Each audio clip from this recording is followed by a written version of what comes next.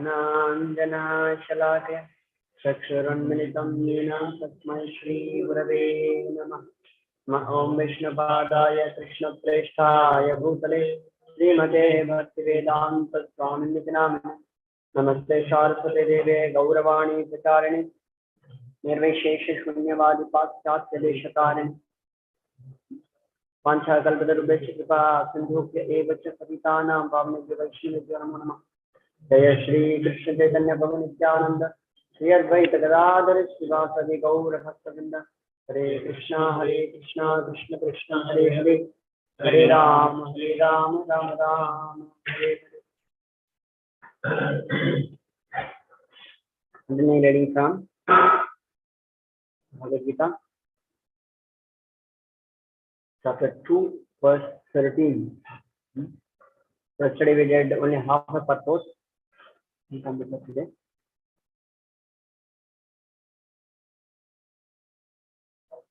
So we read this now. This purport we read, right? I think Asian chapter purport we need to read, huh? Started that also? Okay. Asian chapter purport, huh? 13, okay.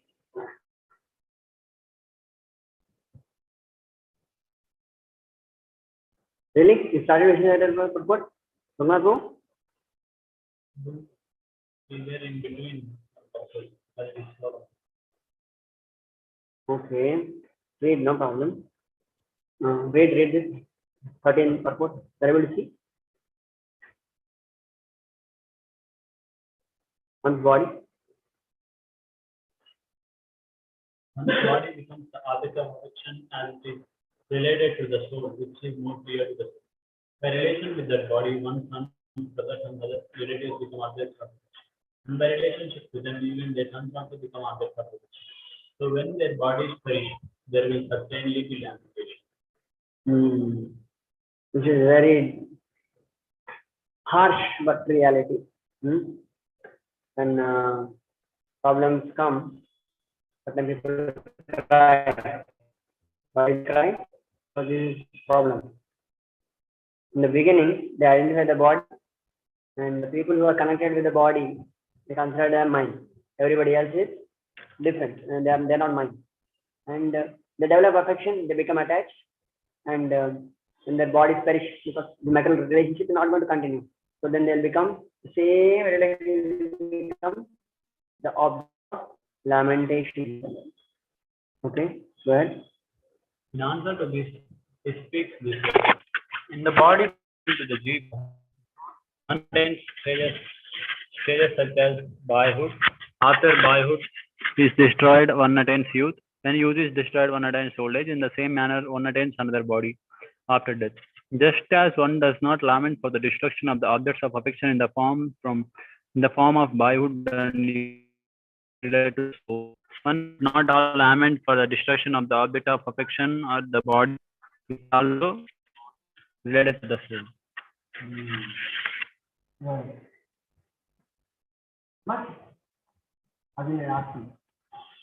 But with the destruction of youth and attaining old age, one does lament. One does lament. Surely everybody will have difficulty to digest that. One does lament. But with the destruction of the boyhood and attainment of youth, one rejoices. And with the destruction of worn-out bodies of Bhishma and Drona, they will attain new bodies and will also become joyful. So they will also get newer bodies. When we become boy to youth, you are rejoicing. In the same way, they are becoming old to youth again. So you rejoice. You understand now? Another meaning is, just as one body, a jiva attains various, just as in one body, a jiva attains various statuses such as boyhood, the same jiva attains various bodies in the life after life. And therefore, one should not lament. So we have to commentation between the discussion between Krishna and Arjuna. He is going to die now. Then develop affection, leave the body, then they will have difficulty in giving up the affection. Don't worry, the way you don't get disturbed. In the body, youth you are going, rejoice only, rejoice only. In the same way, when the old age, they are dying, they'll eventually get to rejoice. Really.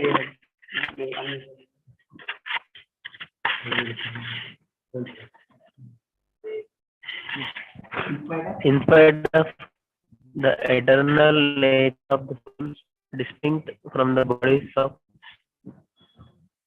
Bhishma and others. You're not able to see? in spite of the eternal nature of the souls, distinct from the bodies of Bhishma and others, it is appropriate to lament for the bodies which are the place of enjoyment. The soul, which has many bodies in the past, present, and future, has the three states of childhood, youth, and old age, while existing in the present body. Just as one does not lament it gaining. Ju-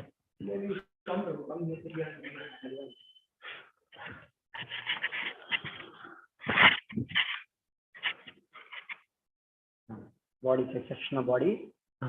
Just as one does not lament it gaining a succession of bodies related to the soul and suitable for its enjoyment, while the destruction of a series of previous bodies. The acquisition of another body with the destruction of the present body should be a source of jubilation for it, rather than a source of lamentation.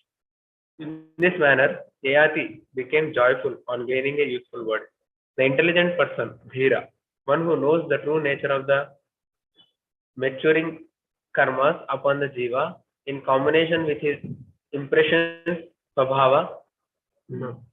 Impressions are the mechanism or cause of remembrance of experience from previous lives, by which he shows attraction or repulsion to particular object. This is distinct from karma, the material response to his previous action. The karma creates situations for the jiva by giving him a body and circumstances in life. The jiva then chooses to act, but greatly influenced by the impressions rather than scriptural knowledge. A person not influenced by these impressions or his karma but by true knowledge is a dhira, and body is not bewildered. It is not, it is impression, svabhava, and the body. So what is saying? Maturing karmas upon the jiva. We will see just a little ahead. He's saying the intelligent person, one who knows the nature of the maturing karmas upon the jiva, in combination with his impression and the body.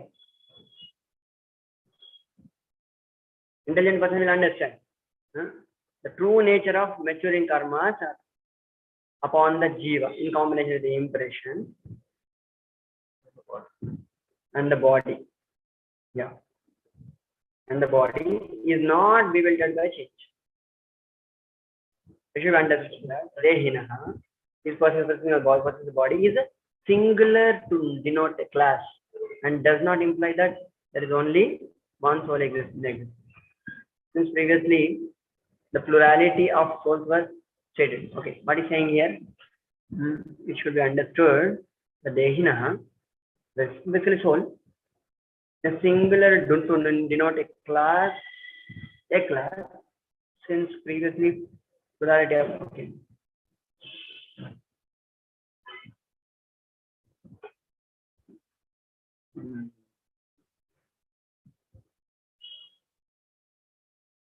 Okay, basically Dehina here is singular sense is saying.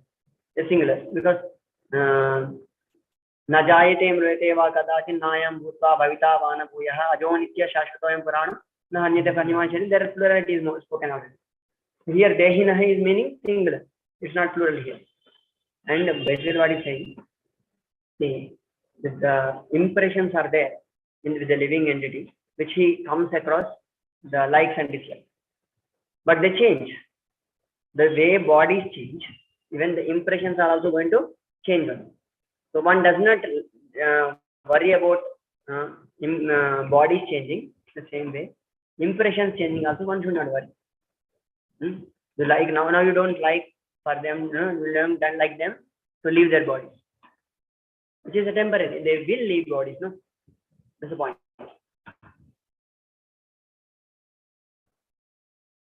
The following claim is made by the proponents of the soul. Ekatmavada. I mean, Ekatmavada, there is only one soul. Eka eva vishuddhatma.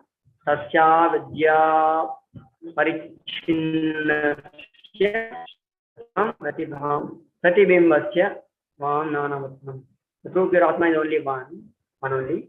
It appears in many souls, either by division or reflection through ignorance.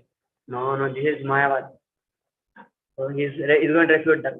Shruti says, Akasham ekami yatha ghatadishu pratak bhavet tathamayyo anekasto hi. Okay, simple it is.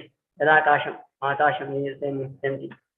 Akasham only, just as one either becomes separate entities in many pots. Like the moon is seen. Now you put as many pots of water you put, those many moons are visible. No? It is reflecting on the material reflection. That's what it says. This is Yajnavalkya Samhita.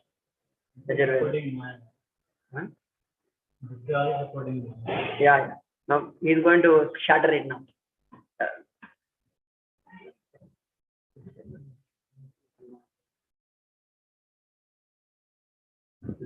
Okay, the proponents of the soul, one soul, claim that Krishna speaks in the singular verse in order to teach oneness of the soul by rejection of plurality. Since there is destruction of the false concept of plurality of the soul through knowledge. So this, however, is foolish claim because the impossibility of dividing up the mass of consciousness by dull ignorance. Furthermore, even the proponents of one soul do not accept that one Brahman can be the object of reflection or any action of anything else. So even proponents of one soul do not accept that the one Brahman can be the object of reflection or any action of anything else. Consciousness is a pure subject, never can become an object. It is not revealed by another object. Only Brahman exists. This is Advaita claim.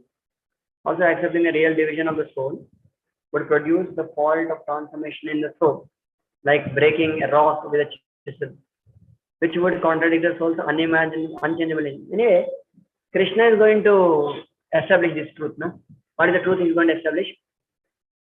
Nainam Chindandi Shastrani, Nachainam, Nainam Dhati Pavaka, Na Soshayati Martaha. He's going to establish that anyway. So, one soul dividing into one consciousness dividing into many is cause. Sorry, cannot cause it. By material means, when he comes here, it's going to change. That's what he says.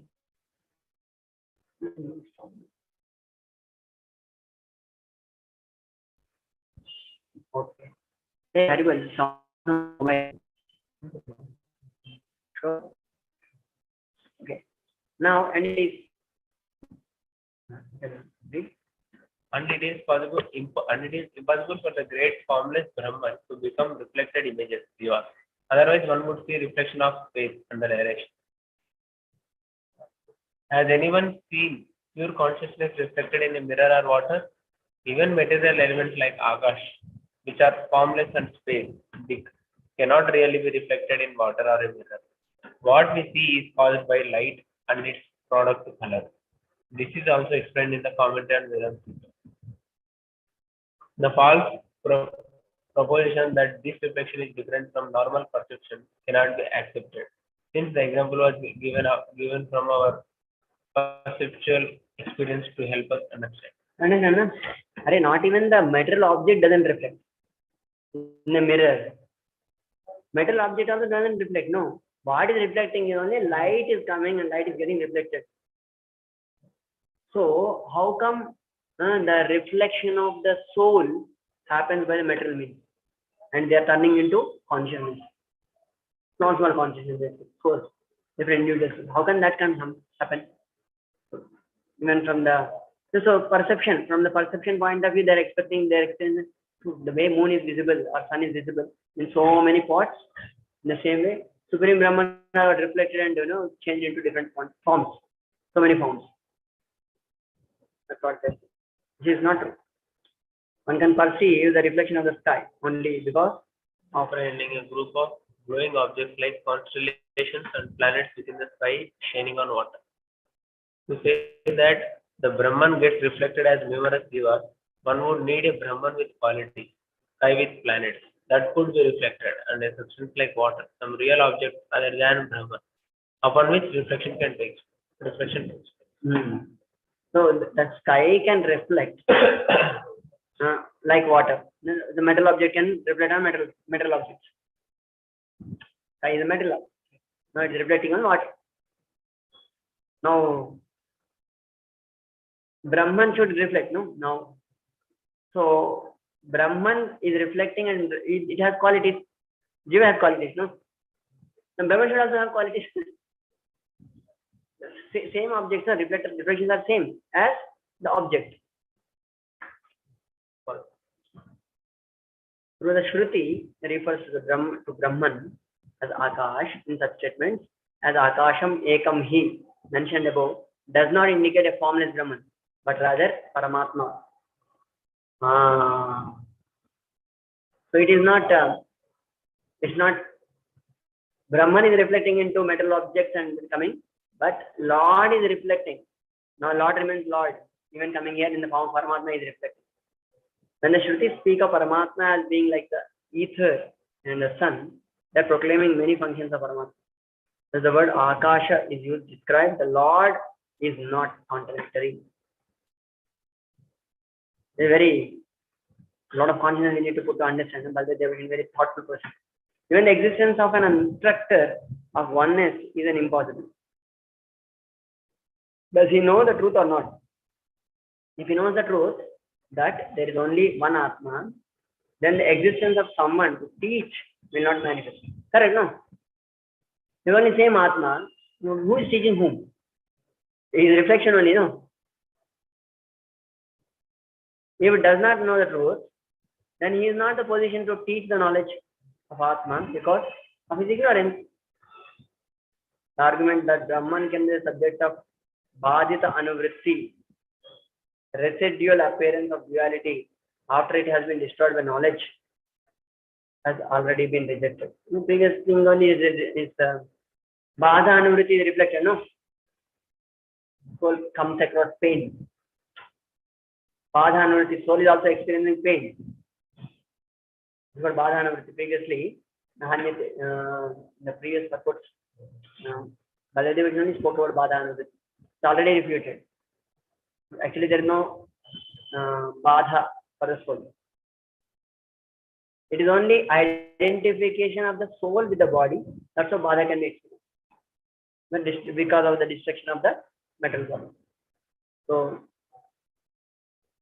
this requires a little more consciousness for us to actually dwell into and really understand the logic.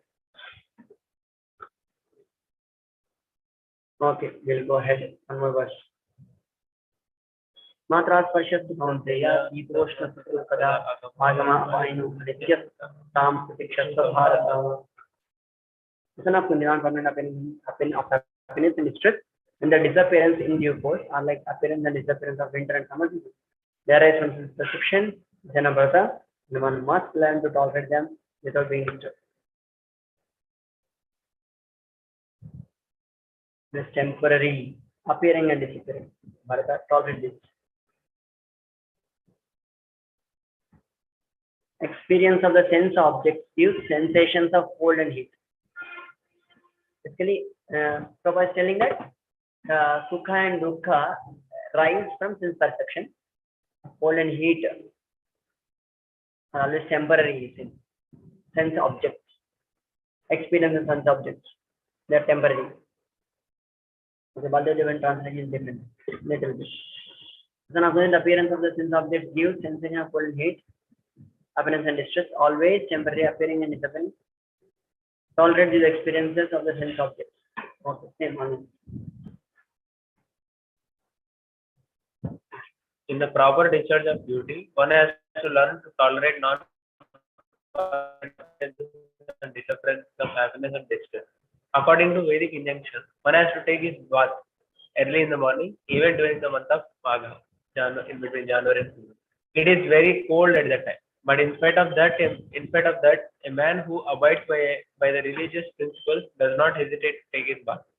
Similarly, a woman does not hesitate to cook in the kitchen in the month of May and June, the hottest part of the summer season. One has to execute his duty in spite of climatic inconvenience. Similarly, to fight is a religious principle of the Kshatriya, and although one has to fight with some friend or relative, one should not deviate from his prescribed duty. One has to follow the prescribed rules and regulations of religious principles in order to rise up to the platform of knowledge. Because by knowledge and devotion only can one liberate himself from the clutches of Maya illusion.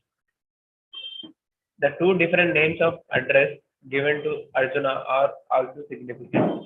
To address him as Kaunteya signifies his great blood relation from his mother's side, and to address him as Bharata signifies his greatness from his father's side. From both sides, he is supposed to have a great heritage.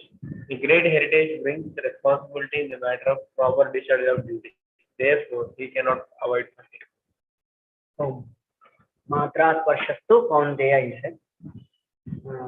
Samsitikshasa Bharata is with the connection of the his mother, father, one of the father. Yeah, Prabhu, you doing this? I cannot imagine. Basically, his greatness is put up there so that he will properly discharge his duty. Okay, Vishwanath Thakur. Yes, indeed it's true. I have shown such indiscretion. My mind, producing nonsense, uselessly covered with lamentation and bewilderment, causes me suffering. It is not the mind alone. The various functions of the mind in the form of all the senses such as skin experiencing their sense objects produce this problem. Anartha. One has to experience a sparsha of the sense objects. One has the experience of the sense objects. In the hot season, cold water is placed, and in the cold season, it is filled. This happens in an uncontrolled manner, appearing and disappearing. Agama apayana. Therefore, you must tolerate these experiences of the sense objects. Tolerating them is part of dharma prescribed in the scriptures. One should not give up the bath in the month of Magha because it gives pain. Since it is prescribed in the scriptures, following dharma gradually rids one of all low qualities. You must tolerate that sons give joy when they are born or earn money, and give sorrow when they die by their temporary appearance and death. One should not give up one's scripturally prescribed duty to fight by that consideration. Not performing the prescribed duty eventually brings about great problems. So basically, Samsitikshasa Bharata, tolerate and do the duty. So there, the way it is said, the purport of Prabhupada, that one cannot give up one's duty. I was giving the practical examples of taking bath in the winter and cooking in the summer. So whereas here also is saying, Vishnu Thakur is also saying, now this not only mind, your mind is giving trouble, not only mind, body gives trouble, mind gives trouble, as well as ego will also give trouble eventually. This is all arising from sense perception. Sorry. Not there. Okay, read Valdaya Bhushan. Sandesh would like to read, please. Let there be no lamentation caused by sorrow concerning Bhishma's existence in the future after he dies, but I lament because of the grief caused by separation from him. Thus, my senses and mind are burning up. Matra means the functions of the senses, such as skin, by which sense objects are defined. Miyante. Thus, matra refers to the senses. After the perceptions of the sense objects of the senses, after the perceptions of the sense objects by the senses, the perceptions bestow sensations of hot, cold, happiness, or distress. Cold water, which in the summer gives pleasure, gives pain in the winter. Tolerate these temporary experiences, since they appear and disappear. Agama Apaina. since they are uncertain. Since they are uncertain. This means that just as one performs cold bath in the month of Maga, though it is difficult because it is the injunction by having a sense of duty, so Arjuna should fight with Bhishma and others, though it is difficult because of the rules of scripture. At the present, you should tolerate the incidental experience of suffering because of the accomplishment of proper dharma. From dharma comes the appearance of jnana, and from jnana arises liberation, after which there is no complaints to follow those rules. Giving up dharma without first becoming firmly established in jnana gives rise to obstacle. O son of Kunti, O descendant of Bharata, Bharata was the son of Dushyanta and Shukanala. Shakuntala. Shakuntala. It is improper for you to abandon the performance of dharma, since you have the purity of those two great families. Now, just one more thing is added by Baldev Devbhushan. What is saying? If at present you should tolerate the incidental experience of suffering because the accomplishment of proper dharma. So because the suffering is coming, but you are accomplishing dharma. From dharma comes the appearance of jnana. So if you do your dharma, then jnana will automatically appear. So your dharma of surrendering to spiritual master will give rise to jnana. And from this jnana arises liberation. When the jnana arises in the heart, then you will never go back to previous conditioning. So when one doesn't go back to previous conditioning, performing spiritual activity, then one gets liberated. So then no complaints of this. Then you don't say, no, I don't want to do this, I'm not feeling like doing. When jnana arises, you will do right thing. You will not hesitate to do right. So that's what the science is. But when we are in a conditioned state, then we should do it as a rule. Now this is your dharma. Like lady said, no, you are a brahmachari. Brahmachari is not supposed to talk with the woman. So identifying that I am a brahmachari. If I don't talk with them, I'll continue as a brahmachari. Then I'll get liberated. When I get liberated, when I get higher stage, then I will never look at a woman. Then it's not a rule at all. This is very happily followed. So following our dharma will give rise to jnana. Jnana eventually give rise to realization. Basically, jnana realization gives rise to realization, after which it's called liberation. So it is spoken in the form of jnana terms. It is spoken liberation and all. But our jnana will give you the spiritual jnana, adhyatmic jnana. That gives you spiritual realization. After realizing which, when we are situated on the soul's platform, so you don't see giving up your mother, father, and eventually becomes it. Because anyway they're going to leave also.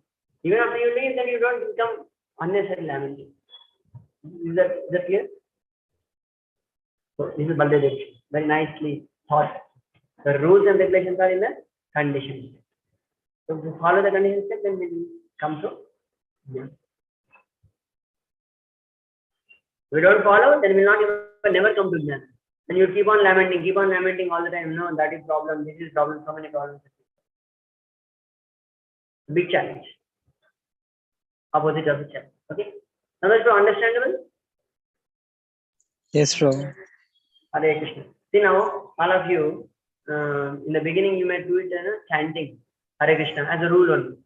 Oh, every day you should chant this mantra. Hare Krishna. Every day. You have to you have facilitated so chant. Chant. Okay, no problem. I'll chant. Slowly after you chant, I have to chant my rounds 16 in the morning only. No, they become late. I'm not able to. I'm better. I chant in the morning. When I chant in the morning, they're very nice. But because we have got some realization. Also, I don't chant my rounds in the morning. They become burdensome, and I don't gain anything. Then we come to firm conviction based on the realization to the degree we get to. Isn't it? Hare Krishna. Huh? Today we'll have a reading, Bhagavatam reading. Okay? Maybe we'll pause this one for me.